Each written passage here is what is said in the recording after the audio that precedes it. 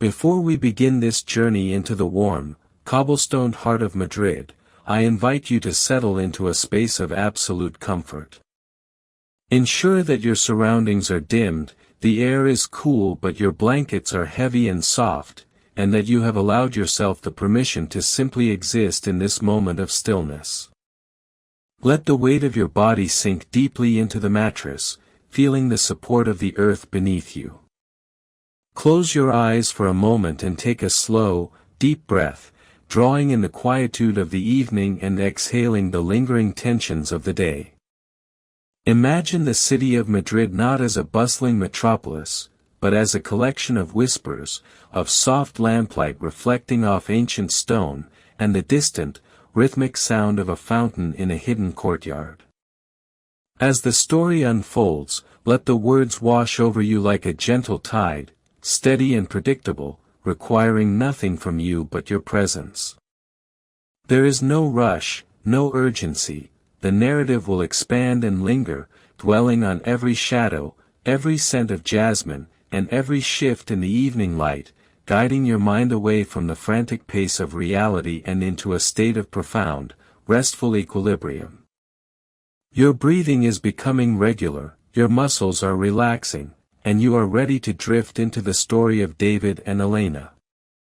The sun began its long, languid descent over the Manzanares, casting a palette of burnt ochre and deep violet across the sprawling rooftops of Madrid.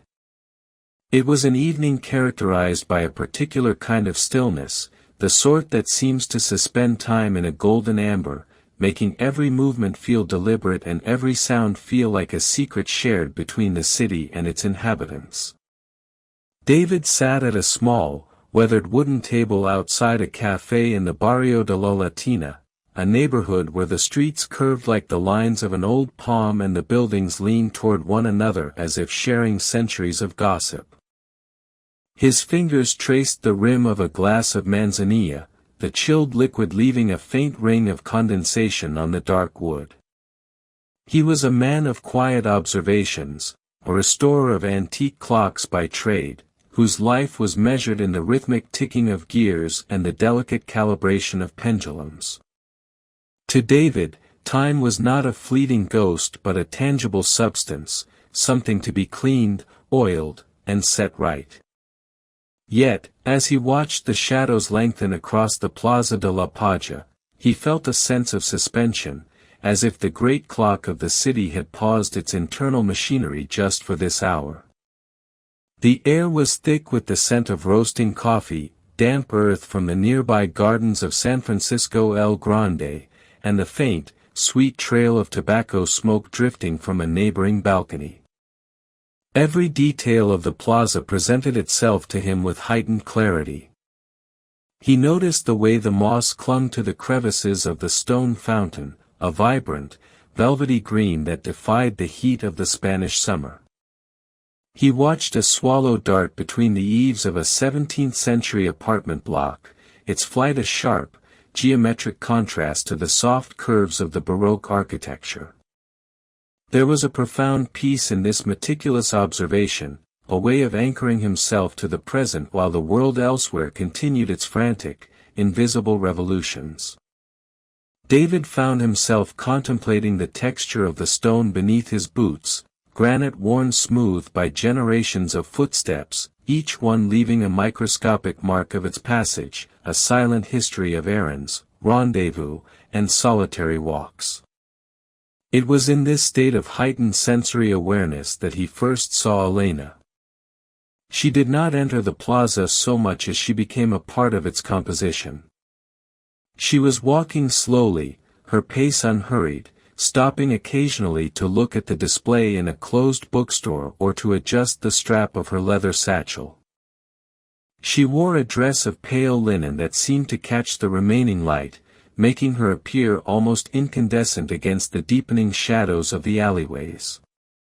David watched her with the same professional intensity he applied to a 17th-century escapement, noting the grace of her movements and the way she seemed to inhabit the space around her with a natural, unforced dignity. She paused by the fountain, reaching out a hand to let the cool water spill over her fingers. The sound of the water, a melodic splashing that had been a background hum moments before, suddenly became the focal point of David's universe, a rhythmic pulse that synchronized with the beating of his own heart. He noticed the way her hair, a deep chestnut that shimmered with highlights of copper in the twilight, was gathered loosely at the nape of her neck, with a few stray tendrils framing a face that held a look of thoughtful melancholy. She was, he surmised, a woman who lived within her own thoughts, much like he did. When she finally looked up and her eyes met his across the expanse of the plaza, there was no shock of recognition, but rather a slow, mutual acknowledgment, as if two people had discovered they were reading the same book in a vast, silent library. The world around them seemed to recede, the chatter of other patrons, the clatter of plates inside the cafe, and the distant rumble of traffic on the Gran Via all faded into a muffled, indistinct murmur. David felt a compulsion, rare for a man of his reserved nature, to bridge the distance between them. He did not move, however, frozen by a sudden apprehension that any action might shatter the perfection of the scene. He watched as she took a seat at a table several yards away, her back to the wall of an old convent. She ordered a glass of water with lemon, her voice a low, musical cadence that reached him through the still air.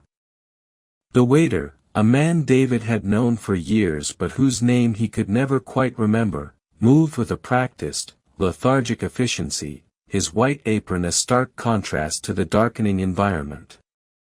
David studied the way the lemon slice floated in Elena's glass, the translucent yellow pulp catching the light of the first street lamps as they hummed to life.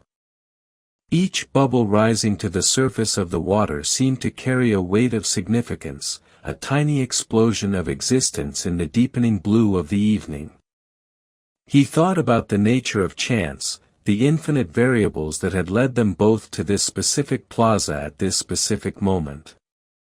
If he had finished his work on the French carriage clock an hour earlier, or if she had taken a different route home from wherever she had been, this alignment would never have occurred. To a man who dealt in the precision of timepieces, such randomness was both unsettling and beautiful. He began to imagine the internal workings of her life, the gears of her history, the springs of her desires, the delicate balance of her daily routines. Was she, like him, a creature of habit, finding solace in the predictable ticking of a well-ordered existence? Or was she a seeker of the unexpected, wandering the streets of Madrid in search of a spark that could ignite the damp tinder of a quiet life? The twilight deepened into a rich, velvety indigo. The heat of the day was being replaced by a cool breeze that swept down from the Sierra de Guadarrama, carrying the scent of pine and high-altitude solitude. It ruffled the edges of the napkins on the tables and caused the hanging lanterns of the café to sway gently, casting long, dancing shadows across the ground.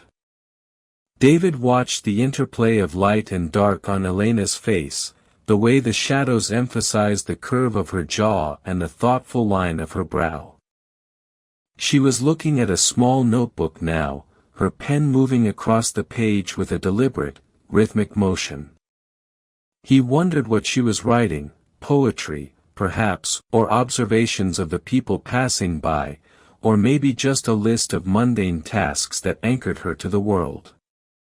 Whatever it was, the act of writing seemed to absorb her completely, creating a private sanctum around her table that David felt both a desire to enter and a duty to respect. He found himself reflecting on his own life in the workshop on Calle del Codo, a narrow, winding street where the sun only reached the pavement for a few minutes at noon. His days were spent in the company of ghosts, the silent voices of long-dead clockmakers whose craftsmanship he maintained with a devotion that bordered on the religious.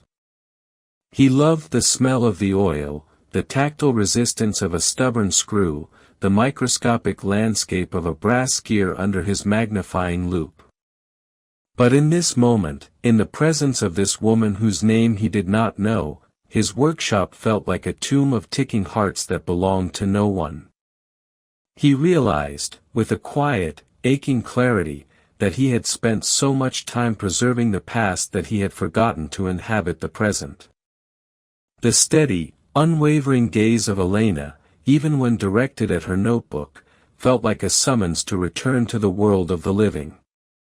A cat, sleek and black as the shadows from which it emerged, slunk across the plaza, pausing for a moment to inspect a discarded cork near David's foot before continuing its nocturnal patrol. The animal's movements were fluid and silent, a testament to the secret life of the city that only revealed itself when the sun went down. David followed the cat's progress until it vanished under a parked car, and when he looked back, he found that Elena was looking at him again. This time, a faint, almost imperceptible smile played at the corners of her lips. It was a smile of shared understanding, an invitation that required no words. The clock in the tower of San Pedro el Viejo began to chime the hour, its deep, bronze voice echoing through the narrow streets. David counted the strokes, 1, 2, 3, each vibration resonating in the air long after the hammer had struck. By the 8th stroke, the sound had become a physical presence, a wave of history washing over the plaza. He imagined the sound waves traveling through the buildings, vibrating the glass in the windows and the silver in the cupboards, a pulse that united the city in a single, fleeting moment of shared time. When the silence returned, it was deeper and more profound than before. David stood up, his movements slow and deliberate, as if he were navigating a dream. He left a few coins on the table, the metallic clinks sounding unnaturally loud in the stillness. He walked toward Elena's table, his footsteps echoing on the granite. With every step, he felt the weight of his own history, the thousands of hours spent in silence, the years of observing life from the periphery. As he reached her table, he paused, waiting for her to look up. When she did, the lamplight reflected in her eyes, creating twin points of warmth in the cool blue of the evening. "The light in Madrid at this hour," he said, his voice sounding strange to his own ears, "is like nothing else in the world. It makes everything seem both more real and more like a memory." Elena closed her notebook, her fingers lingering on the cover. "It is the hour when the city catches its breath," she replied, her voice as soft as the evening breeze. "A pause before the night begins." She motioned to the empty chair across from her, a gesture so simple and yet so heavy with possibility. David sat down, and as he did, he felt the machinery of his life shift, a new gear engaging, a new rhythm beginning to take hold. They sat in silence for a time, watching the stars begin to pierce the darkening canopy of the sky. The plaza was now a bowl of shadows, filled with the soft sounds of the city settling into its nighttime skin. David felt a sense of profound peace, a realization that the precision he had sought in his clocks was nothing compared to the perfect, unscripted timing of this encounter. The conversation began not with the exchange of histories or the listing of occupations, but with a shared observation of the specific texture of the air as it cooled. David noted how the granite of the surrounding building seemed to exhale the heat it had gathered throughout the day, a slow thermal release that one could almost feel against the skin like a phantom touch. Elena nodded, her eyes tracing the jagged silhouette of the rooftops against the deepening indigo sky. She spoke of how the light in Madrid was never merely a visual phenomenon, it was a physical presence that dictated the mood of the streets, shifting from the aggressive, white-hot clarity of the afternoon to this restorative, painterly violet. They sat for a long time simply contemplating the way the shadows of the wrought iron balconies lengthened and merged into a single, unified darkness that carpeted the plaza. David found himself describing the intricate internal architecture of a late 18th century mantel clock he had been working on, the way the hairspring pulsed like a living lung, and how the infinitesimal adjustments of a regulator could alter the course of a second. Elena listened with a stillness that was rare, her chin resting on her hand, her gaze never wavering from his face. She, in turn, spoke of her work at the National Library, a vast labyrinth of paper and ink where she spent her days cataloging the private correspondence of forgotten poets. She described the scent of old parchment, a mixture of vanilla, dried grass, and the faint, metallic tang of iron gall ink, and the peculiar intimacy of reading words intended for a single pair of eyes centuries ago. As they spoke, the city around them continued its slow transformation. The distant hum of traffic on the Calle de Segovia became a rhythmic, oceanic sound, a pulse that seemed to underscore their dialogue. The waiter returned, his movements so silent and unobtrusive that he seemed like a ghost of the establishment, and David ordered a bottle of red wine from the Ribera del Duero. The liquid was dark and heavy, the color of a bruised plum, and as it swirled in their glasses, it caught the flickering amber light of the candles that had been lit on the neighboring tables. They talked about the architecture of memory, how certain corners of Madrid held the echoes of their younger selves, David's first years as an apprentice in the dusty workshop of his uncle, and Elena's arrival in the city as a student, overwhelmed by the sheer scale of the history carved into every lintel and doorstep. They found common ground in their shared appreciation for the mundane, the way a specific street lamp on the Calle del Nuncio always flickered before fully igniting, or the peculiar habit of the local baker who hummed zarzuela melodies while arranging his morning loaves. These small, granular details of urban existence formed a bridge between them, a shared map of a city that was as much a landscape of the mind as it was a collection of stone and mortar. The wine was smooth and carried the taste of the sun-drenched earth of the north, a warmth that spread through David's chest and loosened the tight coils of his habitual reserve. He found himself describing the peculiar philosophy of his craft, how a restorer must suppress their own ego to become the hands of the original maker, and how there was a profound humility in spending weeks on a mechanism that no one would ever see.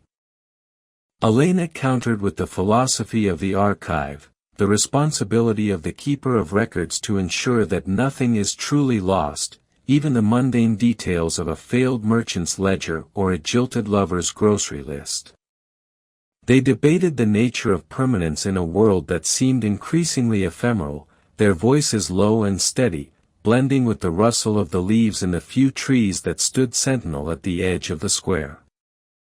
The stars were now fully visible, a crystalline dusting across the heavens that made the city below feel small and precious, a fragile vessel of light in the vast, dark sea of the universe. Eventually, the cafe owner began to stack the chairs at the far end of the terrace, the wooden legs scraping softly against the stone, a signal that the evening was drawing to a close. Neither David nor Elena moved. The space they had created at their small table felt inviolable, a sanctuary of shared thought that they were loath to dismantle. David watched the way the light from the cafe's interior spilled through the doorway, a long rectangle of gold that illuminated the dust motes dancing in the air. He felt a sudden, sharp realization that he did not want this walk to end at the edge of the plaza. He wanted to see how the moonlight hit the walls of the royal palace, how the shadows of the Sabatini garden stretched toward the river, and how the city looked when it was stripped of its daytime armor. Elena seemed to sense his thought, for she stood up and draped her shawl over her shoulders with a slow, graceful movement that seemed to invite him to join her. They walked away from the plaza, their footsteps falling into a natural, synchronized rhythm. They moved through the narrowest streets of the old city, where the balconies were so close they seemed to whisper to one another across the gap. The air here was cooler, trapped by the thick stone walls that had stood for centuries.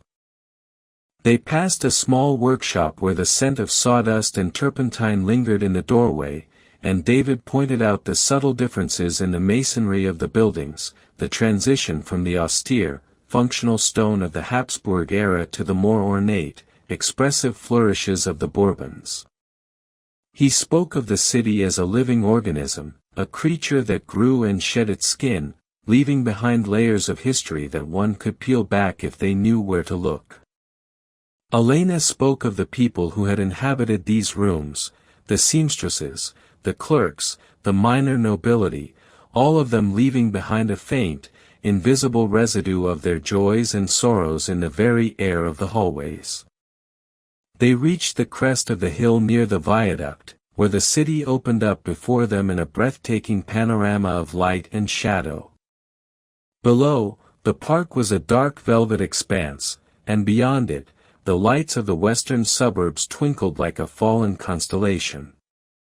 The wind was stronger here, carrying the sharp, clean scent of the mountains.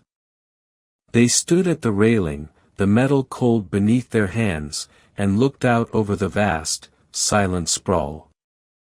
David felt a sense of vertigo, not from the height, but from the sudden, overwhelming expansion of his world.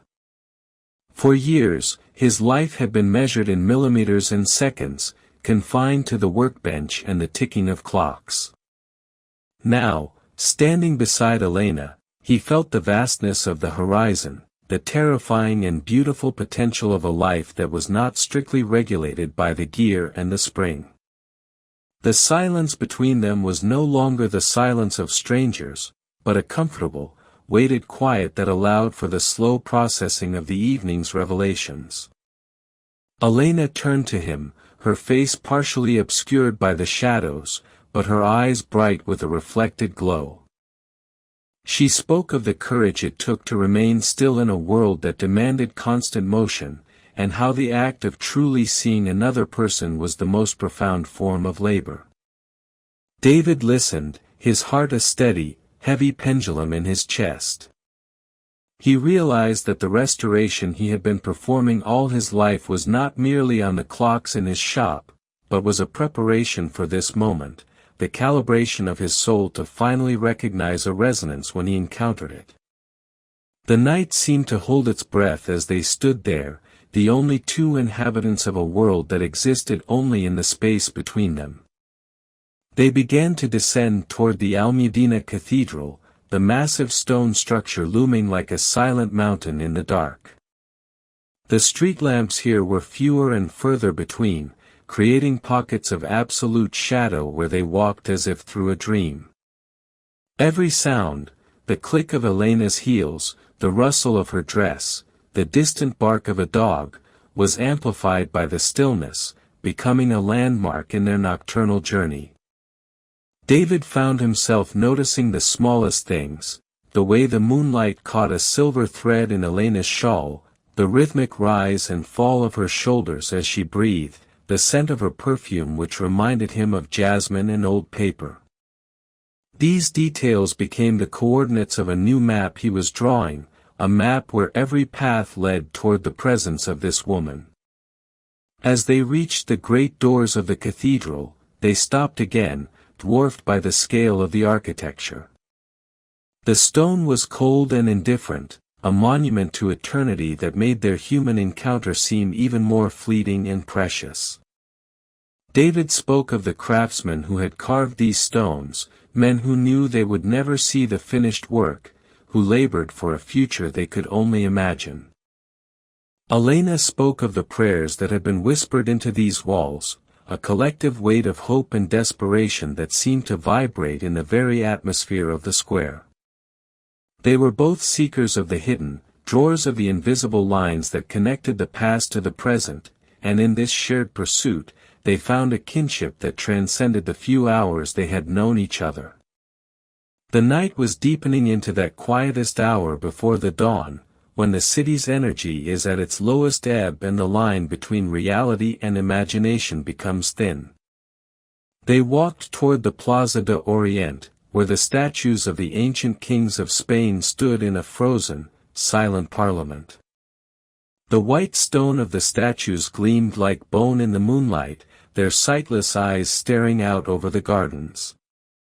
David and Elena walked among them, their own presence a brief, warm flicker in the company of these stone giants. They spoke of the vanity of power and the endurance of art, their voices hushed as if they were in a library or a tomb. But there was no morbidity in their conversation, rather, there was a celebration of the living moment, the sharp, sweet reality of being alive and together in the heart of the night. They found a stone bench overlooking the fountain, where the water fell in a series of shimmering veils. The sound was a constant, soothing white noise that served as a backdrop to their thoughts. David felt a profound sense of exhaustion, but it was a good fatigue, the kind that comes after a long day of meaningful work. He felt as if he had traveled a great distance, not in miles, but in the landscape of his own heart. He looked at his hands, calloused and stained with the oils of his trade, and then at Elena's hands, pale and slender, resting on the bench between them. The distance between their hands was only a few inches, a small gap that felt like a canyon they were both waiting to cross. The air grew even colder, a pre-dawn chill that made them both shiver. David offered Elena his jacket, and as he draped it over her shoulders, his hand brushed against her arm. The contact was brief, but it felt like a jolt of electricity, a sudden grounding of all the energy that had been building throughout the night. Elena looked at him, her expression unreadable in the dark, but her presence was a warm, steady weight beside him. They sat together in the cold, the jacket a shared boundary between them, watching as the first faint hint of gray began to bleed into the eastern sky. The night was ending, but David knew that the clock had not simply reset, it had begun a new count entirely. The first gray light of the morning did not arrive with a sudden burst, but rather as a slow, systematic dismantling of the night's velvet grip. It began as a thinning of the shadows at the edges of the Plaza de Orient, a gradual transition where the deep indigos faded into a pearlescent slate. David watched this transformation with the practiced patience of a man who had spent many dawns waiting for the precise moment when the light was strong enough to begin his delicate work. Beside him, Elena seemed to be absorbing the change in the atmosphere, her silhouette becoming more defined against the pale stone of the bench. The fountain splashing, which had been a mysterious, nocturnal whisper, now reclaimed its physical form, a series of clear, rhythmic arcs catching the nascent light. They remained in their shared silence for a long time, the kind of silence that is not an absence of sound but a container for 1,000 unspoken realizations. The chill of the Madrid dawn was sharp and invigorating, carrying the scent of damp pavement and the ozone that precedes a new day. They finally stood, their bodies stiff from the long vigil on the stone bench. As they began to walk toward the Palacio Real, the vast plaza felt like a cathedral without a roof, a sacred space where the history of an empire lay dormant under the morning mist. David noticed how the condensation had formed a fine, silver dew on the petals of the roses in the Sabatini gardens, each droplet a perfect sphere reflecting the awakening world. He found himself describing to Elena the process of bluing a clock hand, how steel must be heated to a specific temperature until it turns a deep, iridescent cornflower blue, a color that is both a functional protection against rust and a hidden mark of the maker's mastery. Elena listened, her head tilted slightly, and remarked that history was much the same. It required the heat of human experience to transform the raw iron of events into something durable and beautiful. They wandered toward the opera house, where the massive, curved facade of the Teatro Real stood like a silent sentinel. The streets were still largely empty, save for the occasional street sweeper whose rhythmic brushing provided a percussion to their footsteps. David felt a strange sense of displacement, as if the world he had inhabited for 40 years, the world of ticking gears and solitary lunches, had been a mere rehearsal for this long, winding conversation. He looked at Elena and saw not just a companion of a single night, but a cartographer of the same invisible territories he had been wandering alone.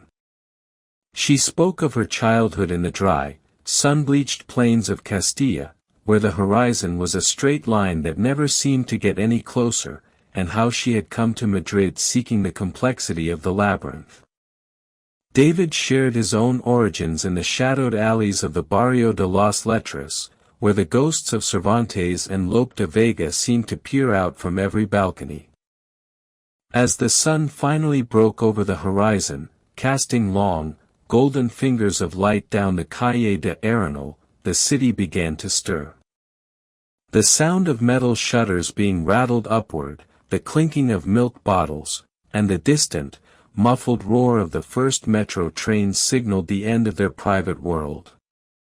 They walked toward the Puerta del Sol, the symbolic heart of the country, where the kilometer zero stone marked the beginning of all Spanish roads. David felt the irony of their location. After a night of wandering, they had arrived at a beginning. The air was now filled with the aroma of freshly fried churros and the sharp, acidic scent of cleaning fluids used to wash the plaza. The transition from the dreamlike isolation of the night to the bustling reality of the morning was jarring, yet it possessed a certain grounded beauty. They stopped near the statue of the bear and the strawberry tree, the traditional meeting point for Madrileños for generations. The crowd was beginning to thicken, office workers with their heads down, tourists clutching maps, and vendors setting up their stalls of lottery tickets and newspapers. David felt a sudden, sharp pang of anxiety, a fear that the magic of the previous hours would evaporate under the harsh, utilitarian light of the sun. He looked at Elena, fearing she might have already begun to retreat into her own professional life, but her gaze remained steady and warm. She reached out and lightly touched his sleeve, a gesture of grounding that silenced his rising doubts. "The day demands our presence," she said softly, "but the night remains within us. It is a reservoir we can return to." David nodded, finding comfort in her words. He began to imagine his workshop not as a place of solitary confinement, but as a sanctuary where he could process the events of the night. He thought of the French carriage clock waiting on his bench, its internal heart still stopped, and he felt a sudden, renewed energy to bring it back to life. He realized that his work was no longer just about preserving the past, it was about honoring the time that he now shared with another person. They walked together a little further, toward the entrance of the Seoul metro station, where their paths would inevitably diverge for the day. The station was a hive of activity, a subterranean world of echoes and moving shadows. They stood at the top of the stairs, a small island of stillness in the rushing stream of commuters. David found himself searching for the right words to conclude the night, but everything he thought of felt too small, too inadequate for the vastness of what he felt. Instead, he spoke of the small things, a promise to bring her a specific book on horology, an invitation to see a hidden courtyard he knew near the Plaza de la Villa where the jasmine grew thickest. Elena smiled, a slow and genuine expression that reached her eyes, and agreed. As she descended the stairs, her figure gradually disappearing into the crowd, David remained at the top, watching until the last glint of her chestnut hair vanished. He felt a profound sense of lightness, a feeling he had not experienced in decades. The city of Madrid, which he had always seen as a collection of stones and schedules, now felt like a living, breathing landscape of potential. He began his walk back toward his own neighborhood, his pace brisk and purposeful. He noticed the way the sunlight hit the ornate carvings of the Casino de Madrid, the way the pigeons took flight in a sudden, synchronized cloud, and the way the elderly woman at the flower stall arranged her carnations with a delicate, reverent touch. Every detail of the morning seemed infused with a new significance. The sound of a distant accordion player, the smell of damp earth from a freshly watered window box, the texture of the old brick walls, all of it felt like part of a larger, harmonious mechanism. David realized that for the first time in his life, he was not merely observing the clock, he was part of the movement. He reached his workshop on the Calle del Codo, the narrow street still in deep shadow, and unlocked the heavy oak door. The interior smelled of old wood, oil, and the dry, metallic scent of brass. It was a familiar, comforting smell, but today it felt different. It felt like a point of departure rather than a destination. He sat at his workbench, the magnifying loupe resting against his cheek, and looked at the intricate gears of the clock before him. He thought of Elena at the National Library, surrounded by the whispers of the past, and he felt a deep sense of connection that spanned the distance between them. He picked up a tiny, silver screw with his tweezers, his hand steady and precise. The work began, but his mind remained in the plaza, in the violet light of the twilight, in the shared silence of the dawn. He understood now that time was not just something to be measured, it was something to be lived, a gift that was only truly valuable when it was shared. The morning light filtered through the high, narrow windows of David's workshop, casting long, dusty beams that illuminated the myriad of tiny tools and brass components scattered across his bench. Usually, this environment provided a sense of absolute control, a fortress where the chaos of the exterior world was filtered out by the thick granite walls and the disciplined logic of mechanics. Today, however, the air felt charged with a different quality. He picked up a delicate escapement wheel, its teeth so fine they were almost invisible to the naked eye, and as he began to polish the pivots with a sliver of pegwood, his mind drifted back to the quiet intensity of Elena's voice. He found himself contemplating the parallel between his work and hers. While he restored the physical pulse of time, she restored the voices of the past, both of them working in the service of a continuity that superseded their own brief existence. He imagined her moving through the silent stacks of the National Library, her fingers tracing the spines of leather-bound volumes, uncovering the intimate thoughts of people who had once walked these same Madrid streets. The thought brought him a strange, quiet joy, a feeling of being woven into a larger tapestry of human endeavor. The rhythmic ticking of the dozens of clocks in the room, which usually served as a comforting, white noise background, now sounded like a complex, multi-layered symphony. Each clock had its own personality, its own slightly varied tempo, the deep, resonant thrum of the grandfather clock in the corner, the frantic, energetic chatter of the small Swiss desk clocks, and the steady, reliable beat of the English marine chronometer. David realized that he was no longer hearing them as isolated machines but as a collective expression of a single, underlying truth. He thought about how Elena had described the scent of old ink and how it varied depending on the century and the region. He began to wonder if time itself had a scent, perhaps a mixture of ozone, dry stone, and the faint sweetness of night-blooming jasmine. He spent the afternoon in a state of flow that felt more like a meditation than labor, his hands moving with an instinctive grace that bypassed the need for conscious thought. As the afternoon sun began to dip, casting the Calle del Codo into a deep, cool shade, David decided to leave his bench earlier than usual. He felt a restless energy, a desire to retrace the steps of the previous night while the city was still bathed in the golden light of the late day. He walked toward the Plaza de la Villa, noting the way the ancient brickwork of the Torre de los Lujans seemed to glow with a deep, earthy red. The air was warmer here, trapped within the small, enclosed square, and the sound of a distant Spanish guitar drifted from an open window, the notes falling like slow, heavy drops of water. He found the hidden courtyard he had mentioned to Elena, a tiny oasis of green tucked behind a heavy iron gate. The jasmine was indeed in bloom, its white star-shaped flowers releasing a fragrance so potent it felt like a physical embrace. He stood there for a long time, letting the scent fill his senses, imagining Elena standing beside him, her presence completing the scene. He began to notice things he had overlooked for years, the intricate patterns of the cobblestones, the way the sunlight caught the peeling paint on a wooden door, the specific shade of blue of the tiles on a neighborhood tavern.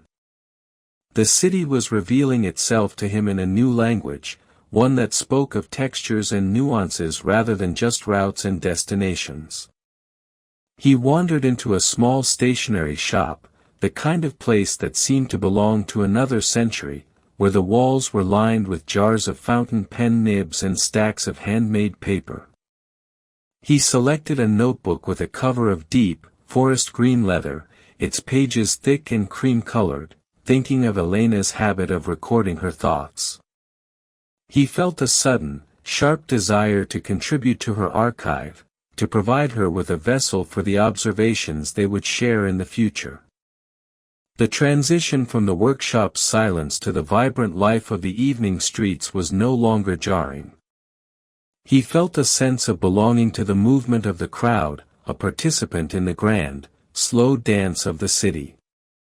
He walked toward the Barrio de las Letras, the literary quarter, where the pavement was inscribed with gold-leafed quotes from the great writers of the Golden Age. He stopped to read a fragment of Quevedo, the words speaking of the relentless passage of time and the enduring nature of memory.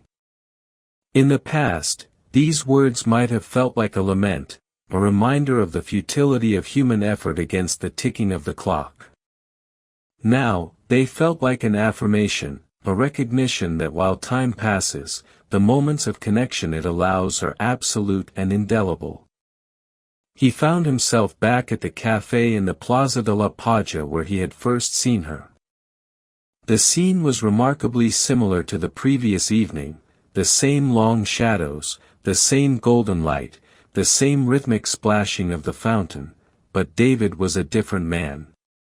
He took the same seat, but instead of observing the world from a distance, he felt deeply embedded within it.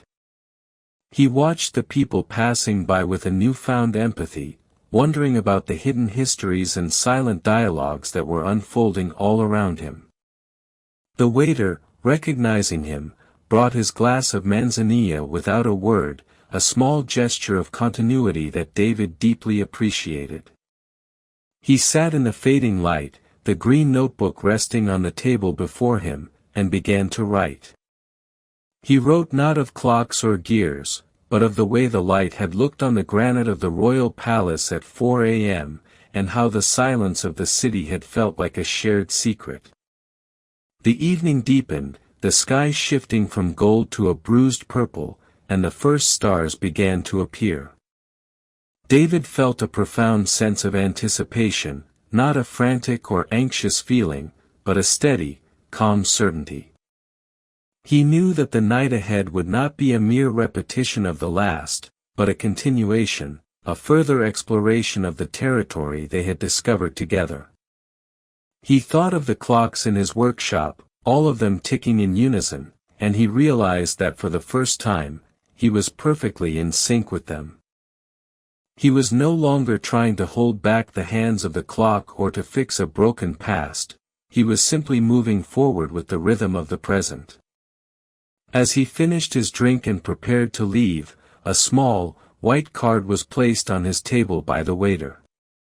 On it, in a neat, elegant hand, was written a single address near the Retiro Park and a time. There was no name, but the ink had that faint, metallic tang he now associated with Elena. He felt a surge of warmth, a realization that the map of the city was expanding even further, leading him toward new landscapes of greenery and light. He tucked the card into the back of his new notebook and stepped out into the night, the cool air of Madrid greeting him like an old friend. The city was no longer a labyrinth to be solved, but a garden to be explored, and he was ready for every path. The journey toward the Retiro Park felt like a pilgrimage through a city that had been redesigned overnight. David walked with a steady, rhythmic gait, his senses attuned to the subtle shifts in the urban landscape. The Calle de Alcalá stretched out before him, a grand boulevard of stone and light, where the majestic buildings seemed to lean back and breathe in the evening air. As he approached the monumental Puerta de Alcalá, the granite arches stood ivory-white against the deepening navy of the sky, a triumphal gate not just for kings, but for the quiet transitions of the soul. The air grew perceptibly fresher as he neared the park, carrying the scent of damp grass, ancient cedar trees, and the cool, dark water of the ornamental lake. This was the lungs of Madrid, a vast expanse of green where the city's frantic pulse finally slowed to a tranquil, pastoral beat. He found the address Elena had written, a small, discreet gate near the Cuesta de Moyano, where the bookstalls had already closed their wooden shutters for the night. Standing there, waiting in the soft glow of a nearby street lamp, David felt the weight of the leather notebook in his pocket. It was a tangible link between his world of mechanics and her world of narratives. When Elena appeared from the shadows of the tree-lined path, she seemed to emerge from the park itself, her presence as natural and inevitable as the rising of the moon. She wore a dark shawl that blended with the foliage, and her eyes held a spark of quiet mischief and warmth. They did not speak at first, the silence of the park was too precious to be broken by the clatter of greetings. Instead, they began to walk deeper into the gardens, their footsteps softened by the carpet of fallen leaves and the well-tended gravel paths. They passed the Crystal Palace, its glass walls shimmering like a ghostly diamond in the moonlight, reflecting the dark silhouettes of the surrounding cypress trees. David looked at the structure and saw it not just as architecture, but as a giant clock case, a vessel designed to hold the light of different hours and preserve it for a moment. He described this vision to Elena, who smiled and spoke of how the palace was once a greenhouse for exotic flora, living things brought from across the globe to be curated and observed, much like the words she catalogued in her library. They sat by the edge of the pond, watching the black swans glide through the water with a silent, regal indifference.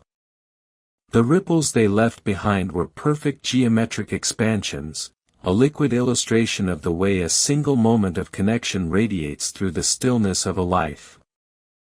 As they sat, David finally took the green leather notebook from his pocket and handed it to her. "I thought you might need a place for the stories that haven't been written yet," he said, his voice a low murmur that barely disturbed the air. Elena took the gift with a reverence that moved him deeply, her fingers tracing the texture of the leather. She opened it to the first page, where David had written his observations of the dawn light on the palace walls. She read it in the dim light, her expression softening into something profound and luminous. In that moment, the barriers of their separate lives, the ticking clocks and the dusty archives, dissolved completely. They were no longer two observers of the city, they were the authors of its next chapter. The night deepened, and the park around them seemed to expand, becoming a boundless world of shadow and scent. They spoke of the future not as a destination, but as a continuous unfolding of the present, a series of calibrated moments they would navigate together. David realized that the precision he had spent his life seeking was not found in the perfect alignment of brass gears, but in the perfect resonance between two hearts. As they eventually walked back toward the city lights, the bells of the distant churches began to chime the midnight hour. To David, the sound no longer signaled the end of a day or the loss of time. It was a celebration of the infinite, a rhythmic reminder that every second was a doorway to a new beginning. They stepped out of the park and back onto the streets of Madrid, two souls perfectly in sync, moving forward into a dawn that would never truly end.